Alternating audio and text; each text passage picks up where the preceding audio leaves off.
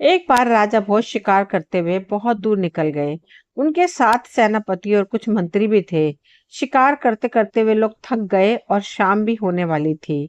इसलिए राजा भोज ने कहा कि किसी रहने की जगह की तलाश करें। हम कल अपने राज्य को लौटेंगे। सभी किसी रिहायशी इलाके की तलाश में चल पड़े। कुछ दूर चलने पर उन्हें एक गांव दिखाई दिया। गांव को देखकर सभी को खुशी और राहत मिली।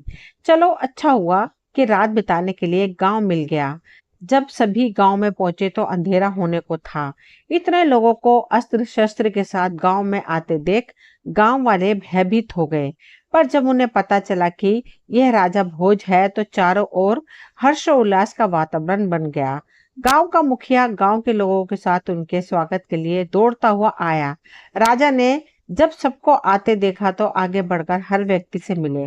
भोज की इसी खूबी के कारण लोग उन्हें पसंद करते थे। आदर के साथ मुखिया भोज को अपने घर ले गया। सभी के रहने की व्यवस्था की और अपने घर पर भोजन बनवाया। जब सभी ने भोजन कर लिया तो राजा भोज बाहर आकर बैठ गए।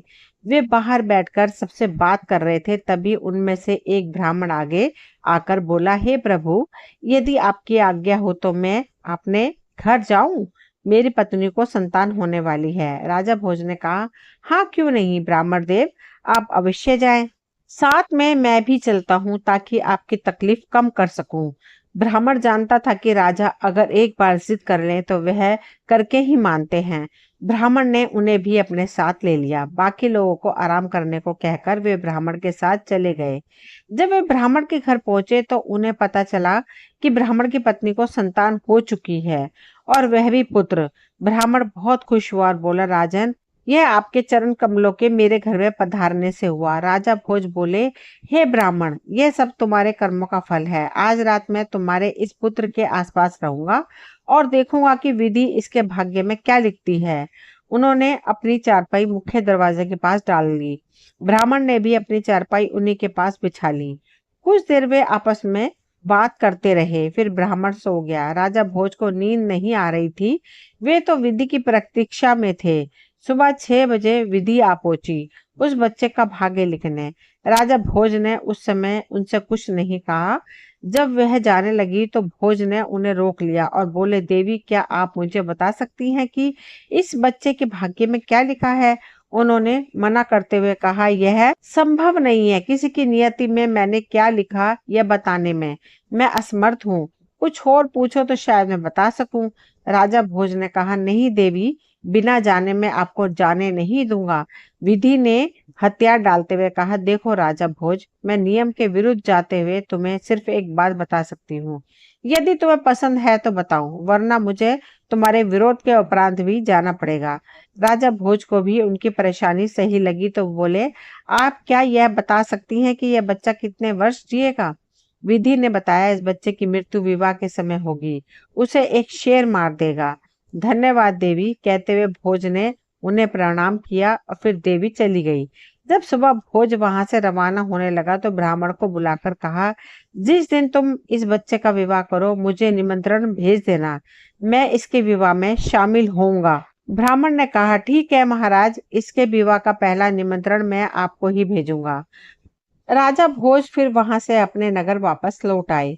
इस घटना को 14 वर्ष व्यतीत हो गए। एक दिन राजा भोज दरबार में लोगों की फरियाद सुन रहे थे। तभी एक सिपाही पत्र लेकर आया। राजा ने मंत्री को पत्र पढ़ने को कहा।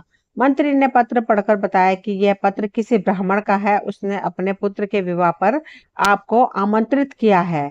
राजा भोज को याद आ गई वह 14 साल पुरानी घटना जिसमें उन्होंने स्वयं ही ब्राह्मण को निमंत्रण भेजने को कहा था।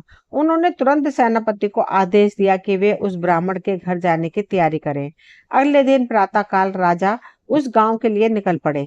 शाम तक राजा उस ब्राह्मण के घर पहुंच गए। ब्राह्मण ने राजा का स्वागत किया। राजा ने सेनापति को एकांत में बुलाकर आदेश दिया कि ब्राह्मण के घर के चारों ओर अपने आदमी सादे भेष में तैनात कर दो। कोई चिड़िया भी भीतर प्रवेश ना कर सके, लेकिन इस बात का ध्यान रहे कि किसी को यह पता ना चले कि हम ऐसा कर रहे हैं।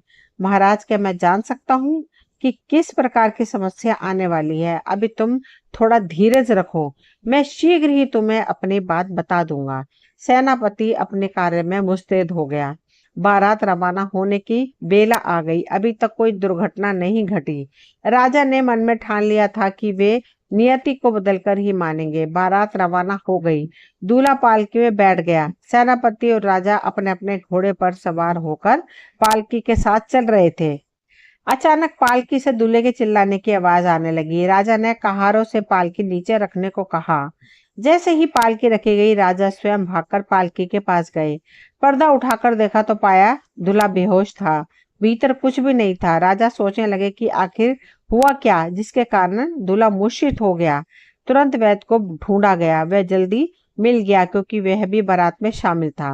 वैद्य ने दूल्हे की जांच की। वे चौंक उठे जब उन्हें दूल्हा मृत मिला। उन्होंने राजा से कहा, दूल्हे की मृत्यु हो चुकी है। राजा हैरान हो गए। आखिर जब उसकी मौत शेर के कारण होनी थी तो यह पालकी में बैठा बैठा कैसे मर गया। उन्होंने दोबारा पालकी का निरीक्षण किया तो पाया पालकी में पर्दे के पीछे एक शेर का चित्र था। राजा को विश्वास हो गया कि यही शेर इसकी मृत्यु का कारण बना है। मतलब नियति की विजय हो गई। पर राजा अपने निश्चय पर अडिग थे। उन्होंने ब्राह्मण से कहा, तुम इसके शरीर को वैद्य की सहायता से सुरक्षित रखो। मैं शीघ्र इसके सही होने का उपाय करता हूँ। और कोई ये बात कहता तो लोग विरोध करते, पर यह बात स्वयं राजा भोज ने कही थी तो वह झूठी होने की संभावना ना के बराबर थी। वैद्य ने उसके शरीर को औषधियों का लेप लगाकर रख दिया और राजा भोज उसके लिए औषधि की तलाश में निकल पड़े। राजा भोज वहां से निकलने के बाद दिन भर चलते रहे। दिन में कहीं भी भोजन का प्रबंध नहीं हो पाया। शाम तक घोड़ा भी निढाल होकर धीरे धीरे चलने लगा। राजा को लगा कि यदि इस घोड़े के लिए भोजन की व्यवस्था नहीं की तो यह बीमार पड़ सकता है, इसलिए पहले इसके लिए भोजन की व्यवस्था करता हूँ। उन्होंने घोड़े को पास ही एक सूखे वृक्ष से बांधकर खुद उस पेड़ पर चढ़ गए, ये देखने के लिए कि आसपास कोई नदी या गांव है। पेड़ से उन्हें दूर एक गांव और नदी दोनों दिखाई पड़े। पेड़ से उतरकर पैदल ही वह उस दिशा में चल पड़े। घोड़े की रास उन्होंने अपने हाथ में पकड़ रखी थी। दोनों पैदल ही चलकर उस नदी के किनारे पहुंच गए जो गांव के बिल्कुल करीब थी। नदी काफी चौड़ी और गहरी प्रतीत हो रही। भोज ने सबसे पहले घोड़े को भरपेट पानी पिलाया, फिर खुद पानी पिया, फिर घोड़े को नदी के किनारे चरने को छोड़ दिया और खुद एक विशाल शिला पर बैठकर आराम करने लगे। 2 घड़ी आराम करने के उपरांत वह उठकर बैठ गए। देखा घोड़ा अभी मस्त होकर घास चर रहा था। फिर उन्होंने सूरज की ओर देखा तो वह अस्त होने जा रहा था। सूरज डूबे इससे पूर्व मुझे इस गांव में पहुंचकर अपने लिए कोई सराय तलाश कर लेनी चाहिए। वह घोड़े पर सवार होकर नदी के किनारे किनारे चलने लगे। वह ऐसी जगह की तलाश कर रहे थे जहां नदी कम गहरी हो ताकि वह उस पार जा सके। आखिर थोड़ी देर की तलाश के उपरांत नदी में एक ऐसी जगह दिखाई पड़ गई जहां जल का स्तर काफी कम लग रहा था। उन्होंने ईश्वर का नाम लेकर घोड़े को उसी जगह नदी में उतार दिया। उनका अंदाजा सही निकला। वे आराम से नदी पार कर गए। नदी पार करके वे गांव में प्रवेश कर गए। शाम होने के कारण गांव में ज्यादा हलचल थी। उन्होंने एक वृद्ध व्यक्ति से पूछा, यह रात में रुकने के लिए क्या कोई स्थान मिल सकता है? मैं एक मुसाफिर हूँ, बस रात भर रुकूंगा और फिर सुबह वापस चला जाऊंगा। वृद्ध ने बताया, इस गांव में एक सराय है पर वह अभी कुछ दिनों से बंद है। भोज ने अनुरोध करते हुए कहा, आप कोई और जगह बताओ, मुझे तो बस रात भर ही रुकना है। वृद्ध कुछ देर सोचता रहा, फिर उसने भोज से कहा, प्रबंध तो हो जाएगा बेटे, पर मुझे उनसे बात करनी होगी। चलो तुम मेरे साथ कोशिश करके देखते हैं। वह भोज को लेकर एक मकान पर पहुंचा जहां एक वृद्धा बाहर चारपाई पे बैठी अपने नाती को कोई कहानी सुना रही थी। वृद्ध ने वृद्धा को नमस्कार करके पूछा कि क्या वह एक मुसाफिर को रात भर रहने का आसरा दे सकती हैं। वृद्धा ने भोज को देखते हुए पूछा, कौन है यह व्यक्ति? वृद्ध ने भोज की ओर इशारा करके कहा, यही है, बस रात भर रहेंगे, सुबह वे अपने घर चले जाएंगे। वृद्धा थोड़ी लालची प्रवृत्ति की थी, इसलिए बोली, कितना भाड़ा दे सकते हैं यह? भोज ने आदर से कहा, माँ आप जितना कहेंगी उतना मैं दे दूंगा, बस रात भर रहने दो। ठीक है, तो रात भर रहने का 1 आना लूंगी, सोच लो, उस वृद्ध ने कहा। क्या तुम ज्यादा नहीं मांग रही हो बहन? राजा भोज ने कहा, मुझे मंजूर है बाबा, मैं उन्हें 1 आना दे दूंगा, भोज से उस वृद्ध ने कहा। लेकिन यह सही नहीं है बेटे, वृद्ध ने पुनः अपनी बात दोहराई। भोज ने कहा, कोई बात नहीं काका, इन्हें भी पैसों की जरूरत है, इसलिए कोई ज्यादा नहीं है। उस वृद्ध ने भोज की बात को समझते हुए कहा कि ठीक बात कह रहे हो बेटे। उसी समय भोज ने एक काना निकालकर उस वृद्धा की हथेली पर रख दिया। पैसा मिलते ही वृद्धा बहुत खुश हो गई और बोली, आओ मेरे साथ, मैं तुम्हारे सोने का प्रबंध कर देती हूँ। वह भोज को एक कमरे में लेकर गई। वहां एक चारपाई बिछी हुई थी। बोली, यह तुम्हारे सोने के लिए है। भोज आराम से उस बिस्तर पर जाकर लेट गए। वृद्धा जब जाने लगी तो रुककर भोज से बोली, देखो युवक, तुम किसी अच्छे और बड़े परिवार के दिखाई पड़ते हो। यहाँ तुम्हारे मुताबिक सुविधाएं मिलना मुश्किल है। तुम प्रतीक्षा करो, हमारे घर जो भी व्यंजन बनेगा वह मैं शीघ्र तुम्हारे लिए लेकर आती हूँ। भोज उस वृद्धा की स्पष्टवादिता से बहुत ही प्रसन्न हुआ और बोले, माई, मुझे बहुत ही तेज भूख लगी है, अतः जो भी जितना भी जल्दी मिल जाए तो मेरे लिए सही होगा। बुढ़िया बोली, ठीक है पुत्र, मैं शीघ्र ही कुछ उपलब्ध कराने का प्रयास करती हूँ। फिर वह वहां से चली गई। मुश्किल से कुछ समय बाद वे फिर आ गई। इस बार उसके साथ उसका नाती था। दोनों ने अपने हाथ में पर्याप्त भोजन सामग्री और जल से भरी बाल्टी लेकर केले के पत्तों पर भोजन परोस दिया। दाल, चावल, सब्जी और रोटी जो उनके पास मौजूद था वह लाकर भोज के सामने परोस दिया। भूख तीव्र होने के कारण भोज ने भी शीघ्रता का परिचय दिया। जल्दी जल्दी भोजन करने के उपरांत भोज ने उस वृद्धा को धन्यवाद कहा। बुढ़िया ने सारे बर्तन समेटे और फिर वहां से चली गई। खाना खाते ही भोज को गहरी नींद आ गई। रात को 12 बजे अचानक भोज की आंख खुल गई। उन्होंने बाहर किसी स्त्री के रोने की आवाज सुनी। उन्हें प्रतीत हुआ जैसे कोई स्त्री करुण स्वर में विलाप कर रही थी। भोज जल्दी से अपने बिस्तर से उठकर खड़े हो गए और फिर अपने कमरे का दरवाजा खोलकर बाहर आ गए। वहां आवाज का पीछा करते हुए ऐसी जगह पहुंच गए जहां से दीपक का प्रकाश आ रहा था। उन्होंने भीतर झांक कर देखा। अंदर एक युवक, औरत और वृद्धा आपस में बात करते हुए रो रही थी। राजा से नहीं रहा गया, वह भीतर उनके करीब चले गए। राजा को देखते ही दोनों स्त्रियां खड़ी हो गई। युवा स्त्री ने राजा के सामने एक लंबा घूंघट निकाल लिया। राजा भोज ने वृद्धा को पहचान लिया। यह वही वृद्धा थी जिन्होंने उन्हें भोजन कराया था। भोज ने उनसे पूछा कि आखिर ऐसी क्या पीड़ा है जिसके कारण तुम इतनी रात में करुण रुंदन कर रही हो। वृद्धा ने कहा, आप मुसाफिर हैं, जाकर आराम करें, यह हमारा निजी मामला है, इसलिए आप जानकर क्या करोगे।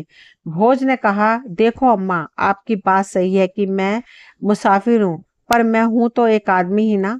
मैं आपकी पीड़ा से अछूता नहीं रह पा रहा हूँ, इसलिए आप लोगों से अनुरोध है कि मुझे अपनी तकलीफ से वाकिफ कराइए। हो सकता है मैं आपकी समस्या का कोई समाधान निकालने में कामयाब हो जाऊं। वृद्धा ने सोचा कि जब यह युवक हमारे साथ इतनी आत्मीयता जता रहा है तो क्यों ना हम इसे अपनी समस्या से अवगत करा दें। वृद्धा ने पास रखी चारपाई पर भोज को बैठने को कहा। फिर बोली, बेटा, तुम्हारी जितनी उम्र का हमारा लड़का स्वर्ण नगरी राज्य में कमाने के लिए गया था। आज 3 वर्ष हो गए, पर वह वापस लौटकर नहीं आया। हम दोनों उसी को याद करके दुखी होती हैं। भोज ने कहा, अम्मा तू चिंता मत कर, मैं कल यहाँ से उसी प्रदेश को जा रहा हूँ। वहां पहुंचकर तुम्हारे लड़के की तलाश करूंगा। जैसे ही वह मिल जाएगा मैं उसे वापस भेज दूंगा। भोज के आश्वासन से वृद्धा बहुत खुश हो गई। उसने भोज को हजारों आशीषों से नवाजा। इसके आशीर्वाद से भोज भाव विवर हो उठे। सुबह भोज जब रवाना होने लगी तो वृद्धा ने जबरदस्ती राह के लिए भोजन बांध कर दे दिया। भोज उसके इस प्रेम से बहुत ही प्रसन्न हो गए। फिर पैरों को स्पर्श करके आगे के लिए रवाना हो गए। राजा भोज वहां से रवाना होकर आगे बढ़ गए। दोपहर तक वहां एक ऐसे राज्य में पहुंच गए जिसका राजा बहुत ही दानू था। वहां लोगों से पता चला कि राजा रोज एक मण सोना गरीबों को दान करता है। उसके दान की चर्चा चारों ओर फैली हुई थी। राजा भोज के हृदय में उस राजा के प्रति बहुत ही आदर पैदा हो गया। उन्होंने उस राजा से मिलने की सोची। तभी उन्हें वृद्धा के बेटे की याद आ गई और बोले, मुझे पहले उस वृद्धा की माँ की समस्या का निदान करना है, उसके उपरांत ही मैं राजा से मिल सकूंगा। वह लोगों से पूछते पूछते उस वृद्धा के पुत्र तक पहुंच गए। उन्होंने उस वृद्धा के पुत्र को बताया कि वह उनके घर से होकर आया है। उसके परिवार के सदस्य बहुत ही दुखी है। वह एक बार जाकर उनसे मिल ले ताकि उनके मन को शांति मिल जाए। भोज की बात सुनकर वह दुखी होकर बोला, मित्र में जाने की काफी दिनों से सोच रहा था, पर राजा जाने नहीं दे रहा। कहता है कि पहले अपने जैसा कोई विश्वास पात्र व्यक्ति लाकर दो, फिर घर जाओ। अब तुम ये बताओ कि मैं ऐसा व्यक्ति कहाँ से ढूंढ कर लाऊं। तभी राजा भोज ने उससे कहा, मैं तुम्हारी जगह राजा की देखभाल करूंगा। उसे भोज की बात उचित लगी। बोला, चलो एक बार राजा से मैं तुम्हें मिलवाता हूँ। और वह भोज को लेकर राजा के पास पहुंचा। उसने भोज की ओर इशारा करके बताया, ये मेरा भाई है, गांव से आया है, मेरी जगह आप यह काम करेगा और मैं गांव जाकर आ जाऊंगा। राजा को क्या तकलीफ होनी थी, उसने उसे जाने को कह दिया। वह व्यक्ति गांव चला गया। अब उसके स्थान पर राजा भोज काम करने लगे। वे रोज देखते कि राजा रात में 3 बजे उठकर वहां कहीं जाता है, फिर सुबह 6 बजे वापस आता है। उस समय उसके हाथ में एक गठरी रहती थी। सुबह स्नान और पूजा के बाद वह 1 मण स्वर्ण दान करता है। यह उसका नित्य का नियम था। भोज ने मंत्रियों के बगैर से बात करके पता किया कि आखिर राजा इतना सोना कहाँ से दान करता है। मंत्रियों ने बताया कि यह दान राजा स्वयं के खजाने से नहीं देता, अपितु वह कहीं और से लेकर आता है, लेकिन कहाँ से आज तक किसी को नहीं पता। भोज ने मन में विचार किया कि आज वह राजा पर नजर रखेगा, देखते ही वह स्वर्ण कहाँ से लाता है। अगले दिन राजा जब 3 बजे उठकर जाने लगा तो राजा भोज उसके पीछे चल पड़ा। राजा एक भैरवी के मंदिर के पास पहुंचा तो घने जंगल में था। भोज मंदिर के एक अंधेरे कोने में छुपकर बैठ गया। जहां वे छुपे थे वहां से सब कुछ दिखाई पड़ रहा था। थोड़ी देर बाद भोज ने देखा कि मूर्ति से भैरवी प्रकट हुई और राजा को उठाकर तेल की कढ़ाई में डाल दिया। जब राजा का शरीर पक गया तो उस भैरवी ने उनका भोजन किया। फिर उसने राजा की हड्डियों को इकट्ठा करके और एक बोतल से कोई रसायन राजा की अस्थियों पर डाला। रसायन ने जैसे ही राजा की अस्थियों को स्पर्श किया वह पुनर्जीवित हो उठा। देवी ने अपने पास रखी एक झोली से 1 मण स्वर्ण निकालकर राजा को दे दिया। राजा वह स्वर्ण लेकर अपने महल की ओर चल पड़ा। रास्ते में भोज सोचने लगा कि यह राजा कितना महान है, रोज अपने शरीर को जलाकर स्वर्ण लेता है और वह स्वर्ण रोज प्रातः दान कर देता है। मुझे इसकी समस्या का निदान करना होगा, वरना इसकी पीड़ा यूं ही चलती रहेगी। अगले दिन भोज ने राजा के भोजन में मादक औषधि मिला दी ताकि राजा गहरी नींद में सो जाए, सुबह उठ ना पाए। जब अगले दिन सुबह 3 बजे तो राजा नशे के प्रभाव के कारण उठ नहीं पाया। भोज ने राजा का भेष धारण किया और खुद चल पड़े उस भैरवी के पास। इस बार भोज ने अपने शरीर पर तरह तरह के मसाले लगा लिए थे। जब भैरवी ने उन्हें पकाकर खाया तो मसालों के कारण वह बहुत अधिक स्वाद का एहसास हुआ। उसने जब रसायन को भोज की हड्डियों पर डाला तो वह जीवित हो उठा। वह बोली, हे राजन, आज तेरे शरीर के मांस में बहुत अधिक स्वाद था, इसलिए मैं तुझ पर बहुत अधिक प्रसन्न हूँ। तुझे जो मांगना है मांग ले। भोज बोले कि भैरवी, मैं चाहता हूँ कि तुम मुझे वह अमृत वाला पात्र दो जिससे तुम राजा को रोज जीवित करती थी, और वह स्वर्ण वाली अक्षय झोली दो। तुम यह मंदिर छोड़कर चली जाओ, फिर कभी यहाँ नहीं आना। अब देवी करती क्या, उसने वचन दिया था, इसलिए मानना जरूरी था। वह मंदिर छोड़कर चली गई। सुबह राजा की आंख खुली तो वह घबरा उठा। आज वह सोता रह गया था। अब वह अपने नियमित धर्म का पालन कैसे करेगा। फिर भी वह तुरंत मंदिर की ओर दौड़कर गया, पर मंदिर में देवी मौजूद नहीं थी। अब वह क्या करे, कैसे आज वह दान करेगा। वह महल तो वापस लौट आया पर बेचैन हो उठा। तभी भोज उसके पास गए और बोले, राजन, आज आप कुछ ज्यादा ही चिंतित लग रहे हैं। क्या मैं जान सकता हूँ क्या करोगे। जानकर राजाओं की चिंता का समाधान राजा ही कर सकते हैं। भोज ने कहा, फिर भी यदि आप मुझे बताएंगे तो मैं प्रयास करूंगा कि आपकी समस्या का निवारण हो जाए। क्या तुम राजा भोज हो। हाँ राजन, मैं राजा भोज हूँ। भोज की बात सुनकर राजा आश्चर्यचकित होकर उसकी ओर देखने लगे। फिर भोज ने सारी आपत्ति राजा को सुना दी। सुनकर राजा उनके पैरों में गिर पड़ा और बोला, राजन, आपने मेरा सेवक बनकर मेरी सेवा की, मैं पाप का भागी बन गया।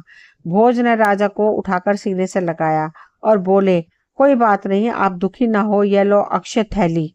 अब आपको अपनी रोज रोज बलि नहीं देनी पड़ेगी। फिर राजा भोज वापस उस जगह पहुंचे जहां ब्राह्मण पुत्र का शव रखा था।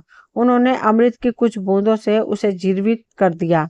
सब लोग उनकी जय जयकार करने लगे। राजा अपने राज्य को लौट गए। दोस्तों, ये कहानी यहीं तक थी। मुझे उम्मीद है आप सभी को पसंद आई होगी। अगर कहानी पसंद आई हो तो प्लीज चैनल को सब्सक्राइब करें, वीडियो को लाइक, शेयर और कमेंट करें।